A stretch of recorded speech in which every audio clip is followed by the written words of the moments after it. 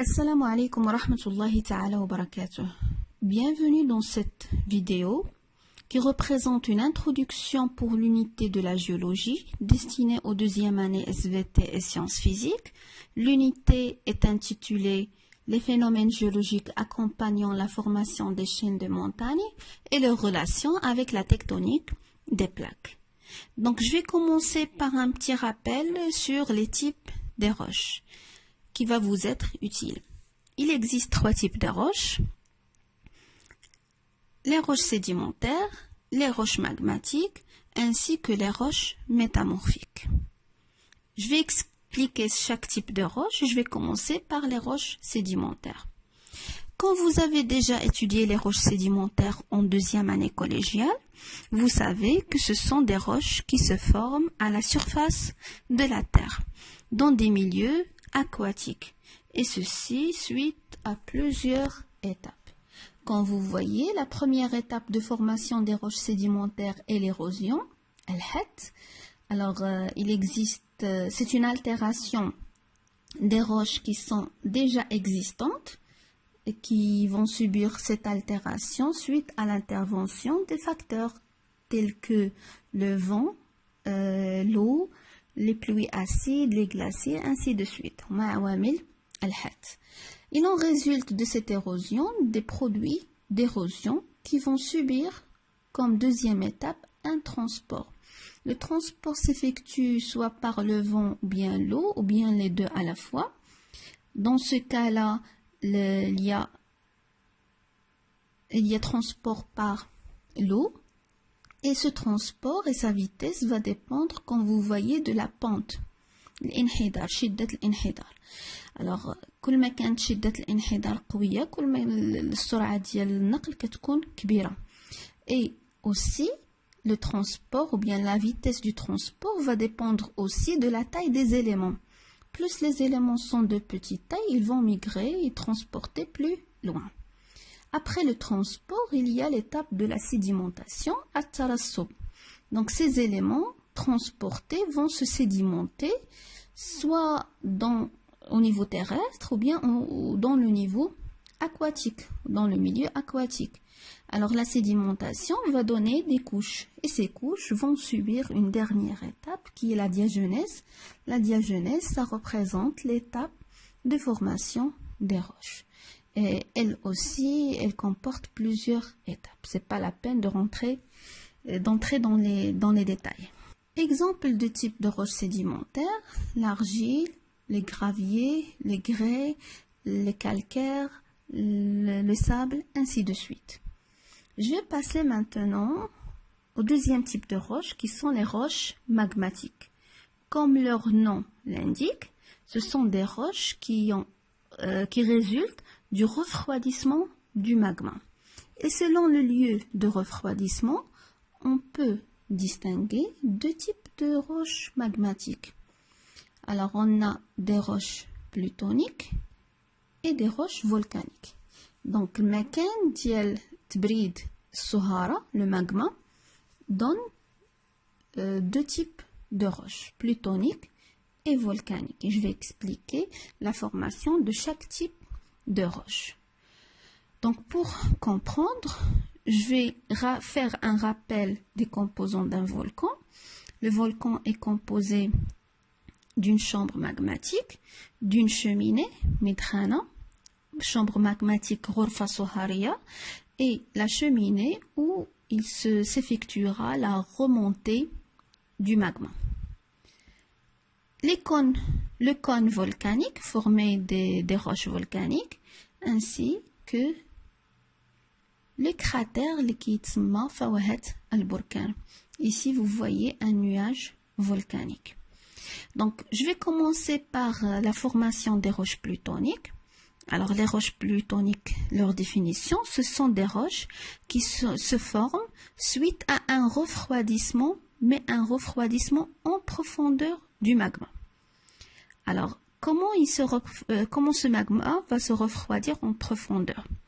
Alors, il existe des fissures, شقوق تكون في هذا المستوى تتسرب منها le magma الصهارة et ce moment-là, il peut y avoir un refroidissement qui est lent. علاش refroidissement lent نسبة أن الحرارة درجة الحرارة bien la température en profondeur une température اللي هي élevée. Donc التبريد غادي يكون تبريد اللي هو بطيء. Donc c'est une roche plutonique qui se refroidit en profondeur et qui a une texture grenue.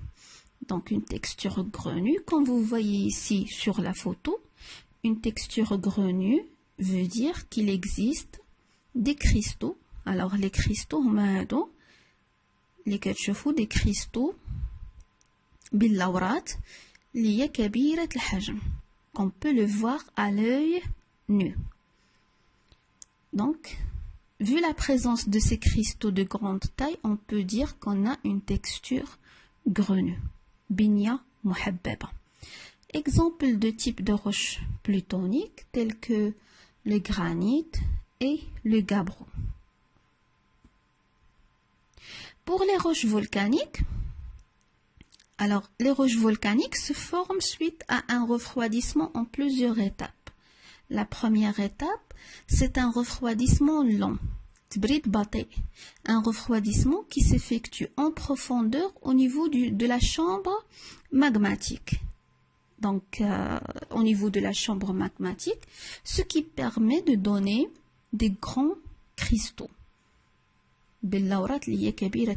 Comme vous voyez ici, on a une observation microscopique du basalte. Le basalte, c'est une roche qui est volcanique. Vous voyez les grands cristaux. Les grands cristaux, ils résultent d'un refroidissement qui est lent, qui s'effectue en profondeur. Il y a un deuxième refroidissement qui s'effectue lors de la montée du magma. Ce refroidissement, il a une vitesse qui est moyenne et permet de donner des petits cristaux qui s'appellent des microlithes. Comme vous voyez ici sur la photo, des cristaux اللي هما الحجم ديالهم صغير. Alors, ce sont des microlithes. ناتجين على تبريد أثناء الصعود ديال الصهارة. Un troisième refroidissement ما تبقى من الصهارة. Donc كتكون عندي صهارة غادية تطلع وتتبرد en même temps. جزء برد في الداخل عطاني لي كريستو اللي هما كبار، جزء برد على مستوى المدخنة ولا أثناء الصعود عطاني دي ميكروليت، وجزء آخر غادي il va subir un refroidissement rapide فين في الفوهة ديال البركان au niveau du cratère. وهاد لو refroidissement rapide ما كيعطيناش دي كريستو، كيعطيناش باللورات، ولكن كيعطينا ce qu'on appelle un verre او لا لو verre اللي هو الزجاج، واللي كيبان لكم بالاسود هنايا بحال الاسمنت ناتج على التبريد السريع. سي اون بات او لا عجينه كتسمى العجينه الزجاجيه لو verre. الوغ ماشي دي كريستو، ماشي حبيبات كيف تيبان لكم، ماشي باللورات، مي هي عباره على بات عجينه. Alors, l'apparition de ces trois types d'éléments, les grands cristaux, les microlithes et les verres, qualifie que les roches volcaniques ont une texture qui est dite microlithique. Microlithique, حيت كيتواجدوا فيها les microlithes. Exemple de roches volcaniques, le basalte, par exemple, l'andésite, ainsi de suite. Pour les roches métamorphiques, c'est la première fois que vous allez étudier ces roches. Donc, vous avez déjà étudié les roches sédimentaires et les roches magmatiques. Pour les roches métamorphiques, ce sont des roches qui ont subi une transformation en profondeur, sous l'effet de la température et la pression. On a des exemples de roches métamorphiques, le schiste vert et le micaschiste. Alors, je ne vais pas entrer dans les détails des roches métamorphiques parce que vous allez les voir dans le cours de métamorphisme. Je vous remercie pour votre attention. Attendez-moi dans la prochaine vidéo, Inch'Allah.